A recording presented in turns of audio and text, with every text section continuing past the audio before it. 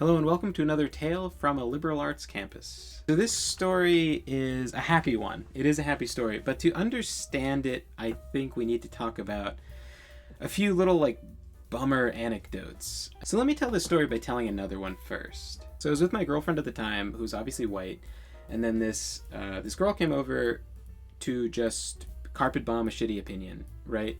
So she comes over and she's like, "Oh, I had to break up with Brandon because I couldn't risk a mistake happening and then more evil white people being born."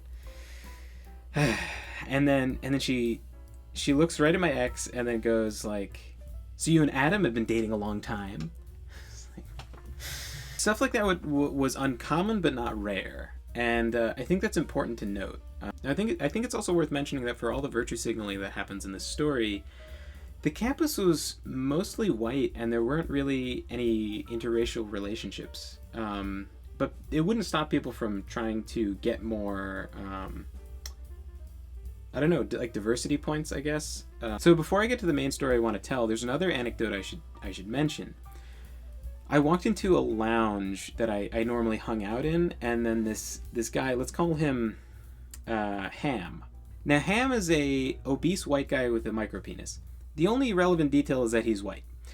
So keep that in mind. So Ham greets me with some statistic from OkCupid that says essentially,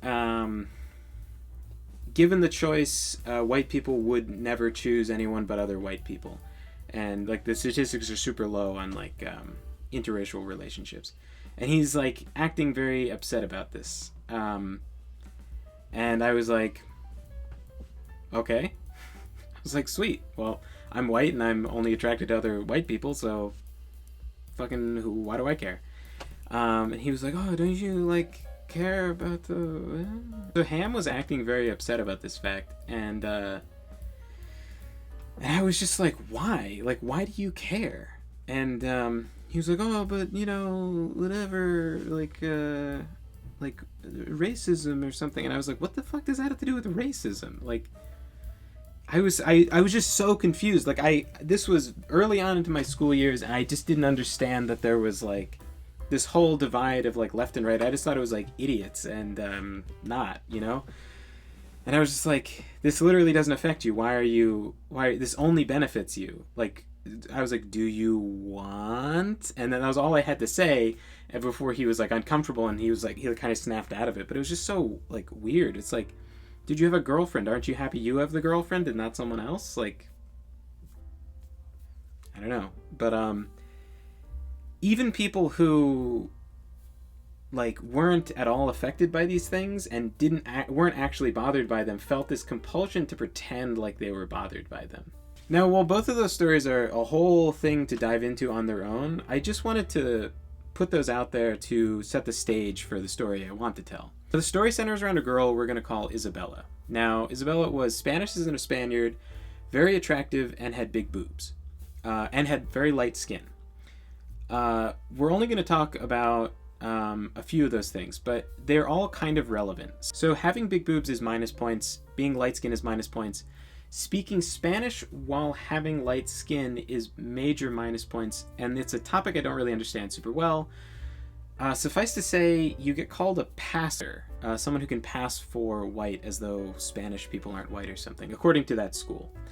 And that was bad. That was extra minus points. People that were passers would claim to me to have it worse than I did. I don't know if that's true. Now, she could speak Spanish and she had light skin, and this really upset people. I remember being in a group and then someone was having trouble with their Spanish homework, and then she was like, oh, I say it like this, or whatever. And she didn't have an accent. She just had she didn't have the right Spanish accent or whatever, but she talked to her parents and they're from Spain, and they, she could speak Spanish, but it got very tense when she said something in Spanish. I don't understand it, and I don't want to make the whole video about that, but that's just another layer to kind of understanding this girl. So she was very smart, but she was into science. Not popular. For all the you should get into STEM, the actual girls in STEM didn't get treated very well. I think partially because people tend to not have super well-rounded intelligences. So when someone's super into science, typically they don't understand ideologies quite as well, at least in my experience. And it was certainly the case with Isabella. So something had happened. She had upset someone. Someone was mad at her for something.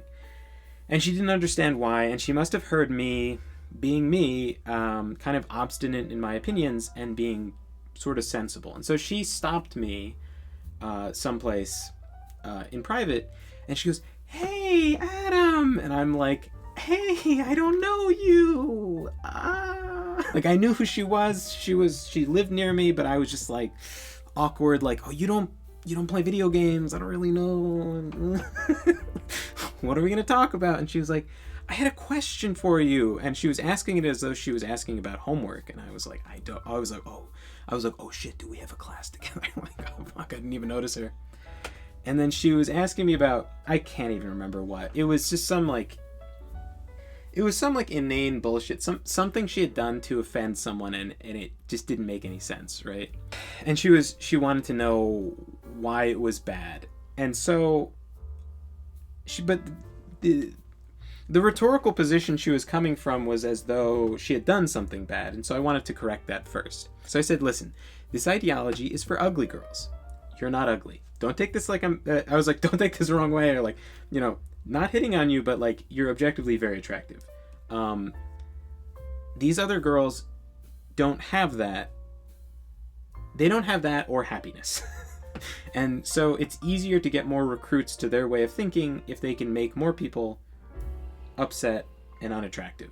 And I think that's part of where like the head shaving comes from, but just my speculation. Anyway, I broke down what she was asking about in like as scientific a way as I could so that she would kind of get it. Just to break down the base elements. And then I was like, don't try to memorize all those elements, because you can always come up with a reason to be upset with someone. Like, even if you say that, like, you can play this game with anything, like, say someone. Okay, so someone is not gendered, so you didn't make a trans mistake, but then saying someone is dehumanizing because you're not saying their name. You can always come up with a reason that something someone has said is offensive. It's just part of creative writing. You can just always figure out a reason that it's bad. And I explained all that, and I was basically, like, she was kind of like concerned. It was a lot of to process, right? It wasn't her field. She was like in whatever science thing. So I was like, listen, because I could tell we were past breakup week. There was like 2 weeks in or something like that. Everyone broke up with their significant other, mostly allured by like the degeneracy that you can get up to freshman year, just sleeping with random people. And I can tell you, like, seeing people that went and did that and then just like ended up, like years later, they're just unhappy, and it's a bad idea. Don't do that. Definitely don't do that. It's hard to know in high school if you're really in love and you're going to end up with this person, and that kind of anxiety is something that people will play on and like mock you for being with someone that you were with in high school. They'll like do this kind of like, oh, bless your heart, like, oh, what a retard kind of treatment to you. And they did that to Isabella. And that was another thing that I ended up talking to her about. And I was like, listen, you've got a handsome boyfriend, I assume. And she's like, oh, yeah, I do. And I was like, white guy. And she's like, oh, why is that bad? Someone. And I was like, whatever. Listen, it's not bad. It's fine. Listen, you're going to go get married. You're going to leave this school. You're going to live a happy life and leave this whole fucking place behind like a bad memory. You're going to live happily ever after, and none of this shit will ever matter. Yeah, this is how it is. And that made her feel good. She left the conversation happy. She did flag me down more than once to explain why different things were offensive or whatever. So she flags me down again, and I figured this was what that was going to be about. And she goes, what's the deal with having people come to visit? My favorite saying at the time was, it's not about who will let you, it's about who will stop you. And she's like, no, but I don't want to get in trouble. And I was like, I was like, what, your boyfriend's gonna come to visit? And she's like, yeah, I'm like, can he sleep over and stuff? And I was like, yeah, fuck his brains out. Have fun. And then I gave like my first fist bump of my life. I just thought it was like appropriate. And she was happy, and she took that to heart, as it turns out. Like I said, we didn't really hang out in the same circles, but we were in the same building. So I passed her in a group conversation, or I think I was entering the group conversation just as she was leaving. So as I was walking up, some girl came up and said what was like a catchphrase for most most people on campus, which was, ugh, I fucking hate white people. And, you know, to someone who's not used to it, that's a fucking crazy thing to say. And the boyfriend who was coming to visit had this face like, what the fuck did that person just say? And then Isabella is pulling him away and explaining to him, whispering very excitedly, just regurgitating what I said, but in like an even more offensive way. She was like, it's because she's ugly, and it's because she's ugly and depressed. She doesn't have anything else but this ideology. Like, it was like the meanest shit ever. Her boyfriend, by the way, was like handsome, athletic, like you couldn't poke a hole in him at all. Like, there was nothing wrong with him. He was like this kind of amber blonde kind of guy, like a little bit of like ginger in the beard, but he was like blonde in his hair, like short hair. Played baseball, and he had like his like baseball cap from like middle school that he was like always wringing out, you know, and the front was like falling off, was all fraying. So she drags off her handsome boyfriend off to her room, and then I went the same direction a little while later to go take a nap, because I was tired. College, whatever. So I go into the hallway, and immediately they're having like super fucking loud sex. It's like loud as fuck. Like it was like, I passed by this guy who always had his door open. He's a cool guy, fun to talk to. He always had his door open, then sat within view of the door, so that people passing by would be like, hey, and then he'd chat with him for a bit. Cool guy, conservative, right? So he had no issue with like a loving relationship. Like, I was like, hey, what's up? And he's like, well, I was trying to study, but and I was like, oh yeah, Isabella's boyfriend came to visit. And then he's like, I heard. So I go off and take a nap, because I can kind of sleep through whatever. I wake up, they're back at it, right? They're like having a great time, right? They love each other very much, and everyone heard about it. So then I go back into the lounge, and there's people shit-talking them, right? It's important to note that if this was some like degenerate, just casual sex, they would have had no problem with it. And that was something that people would mention a lot, where they were like, oh, monogamy's so bad. And I couldn't understand what they meant, like what an alternative system was, because this was even before like polyamory was like a term people knew. And I was just like, what? It's like, what the fuck do you mean monogamy's bad? Didn't you come from parents, you retard? Like, they were doing this like sassy thing where like, so it's like, Isabella's nice, but I'll just say this about that. She's still dating her boyfriend from high school. And I was like, so? Their general response was like, oh, well, she doesn't know what she's missing. And then I was like, have you fucking heard her? She's not missing anything. You heard? I know you heard her. I can still kind of hear her. I'm in the lounge with like these like repulsive cretins, like angry that she's not just some degenerate sleeping around with anyone. And it's not even people who are directly affected. They're gay, right? Like the person who's like being like a nasty so-and-so is just, he's a gay guy. Like, it doesn't matter, right? It doesn't matter to him. He can't sleep with her. Like, but still the guy feels compelled to like bitch about this girl's relationship. So a new person comes in, and they start up the gossip again. So with new, fresh gossip, I threw in my own bit, and I was like, oh, he's getting his PhD right now. And they're like, ooh, juicy gossip? Like, oh, he's older? Ooh. And then I was like, oh, no, his PhD in fucking her, in fucking Isabella. That's what he's getting his PhD in. Right now, actually, you can hear them. Like, she's not missing anything. It's like this big lie that was like perpetuated over and over again when I was at school. And I think outside of that in media is that someone who's very promiscuous is somehow better at sex or has better sex or more attractive or something. Very not true. Most attractive people go off and get married and live happily ever after, and that's just how it is most of the time. The idea that being promiscuous allows you to sleep with lots of people is not really accurate, because if you're kind of ugly, you can get any guy to sleep with you who wants to increase his tally or feel better about himself that he does sleep with people, no matter how ugly you are. However, in order to get a guy to date you, you have to be more attractive. You have to be someone that they're okay with having sex with for the rest of their life. And that's a big step up.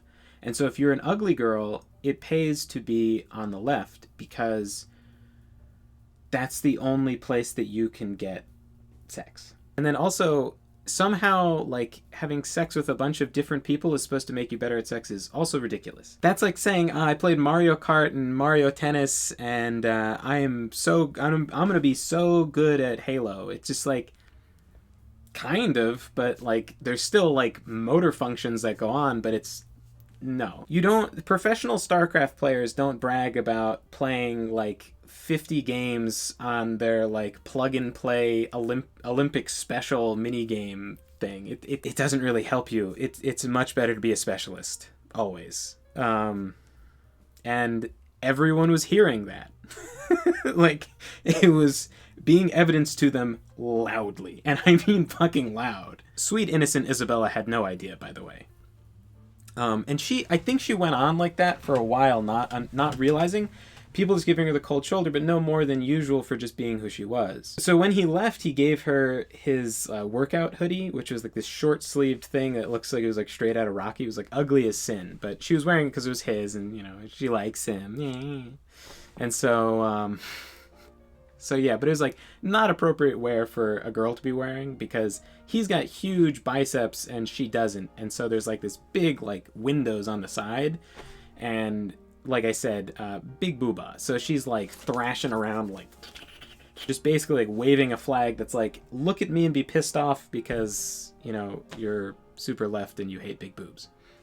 I remember seeing her one day shortly after, and she looked really depressed and like lonely. Like, not just sad, like she looked alone, you know? She looked sad in a way of like, she didn't expect anyone to see her sad because she was very sure no one cared.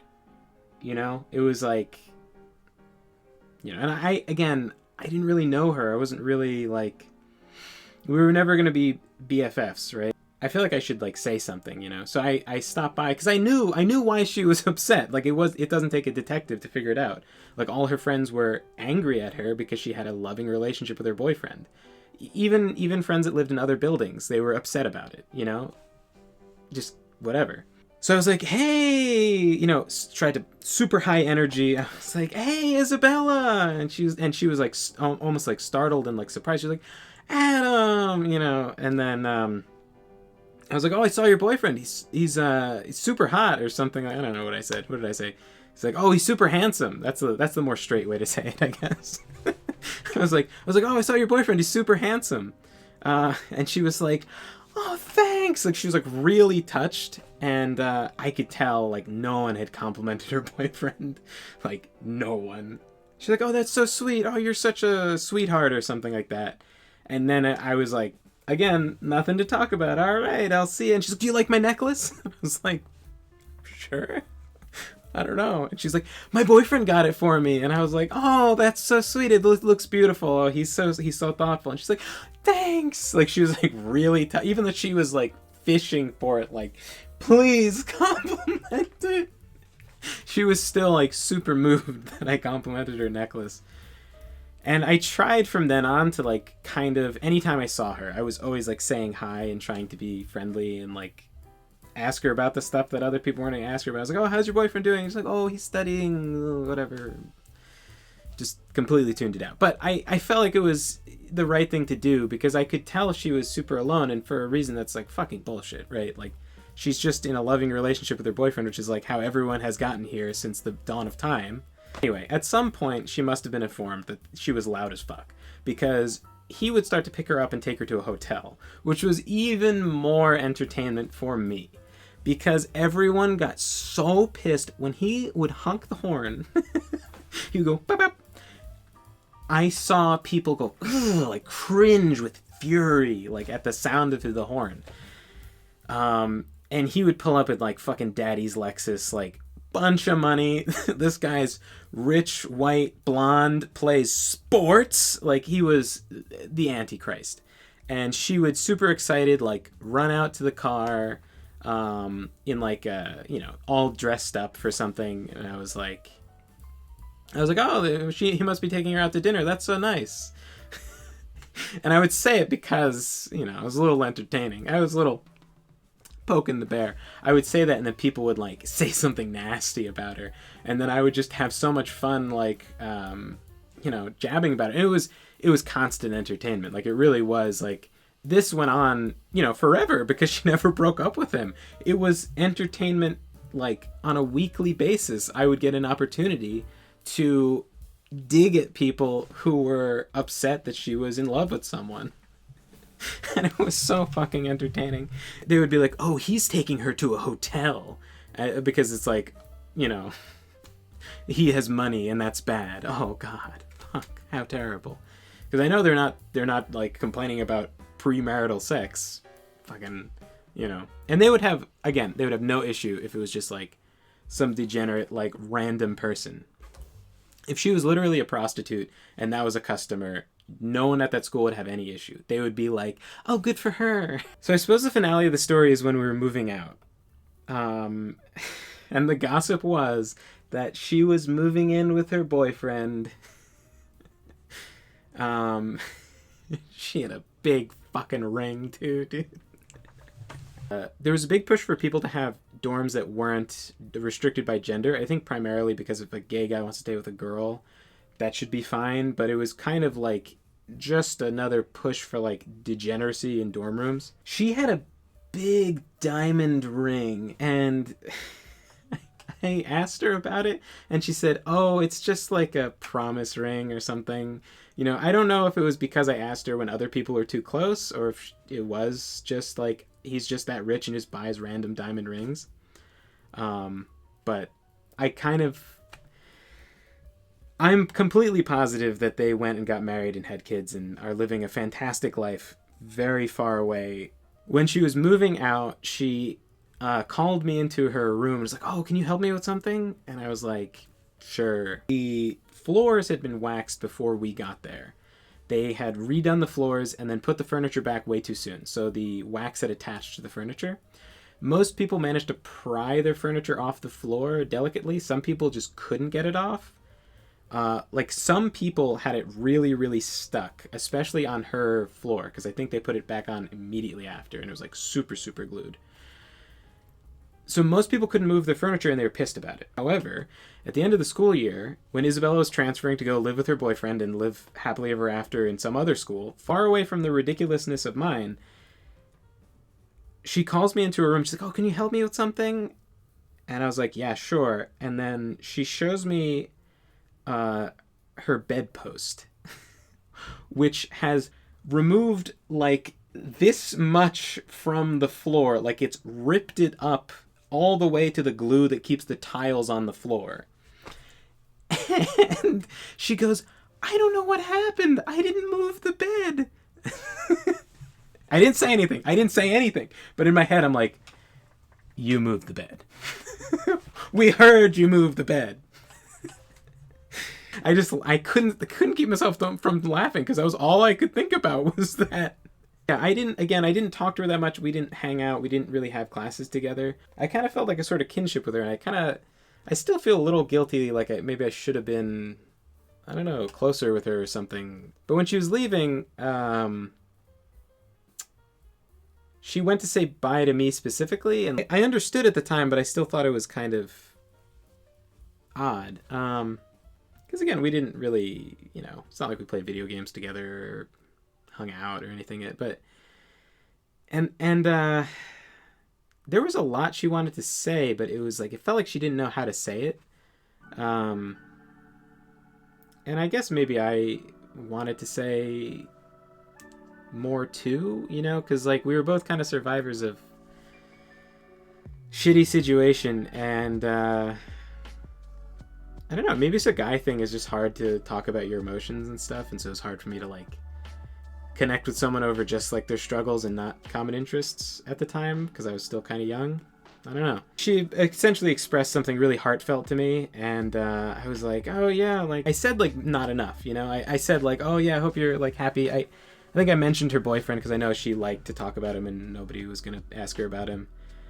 and she was excited about that and got kind of sidetracked. And maybe part of my like emotional insecurity was me trying to sidetrack her onto another topic. But then as she was leaving, I called out one more time and I said enjoy your happily ever after. It just sounds a little fucking corny, but like it was like way more effective than I kind of expected it to be. She looked like she was gonna like tear up, and she like nodded and like say goodbye, like not bye, like a goodbye, which made it like feel extra formal and made me even more uncomfortable. Like, as a man feeling things. Anyway, in my eyes, it's a really happy story, and it's not uncommon. Believe me, I have a couple of these kind of stories of people that just fall in love and get the fuck away from the school. You know, I was entertained by this constantly.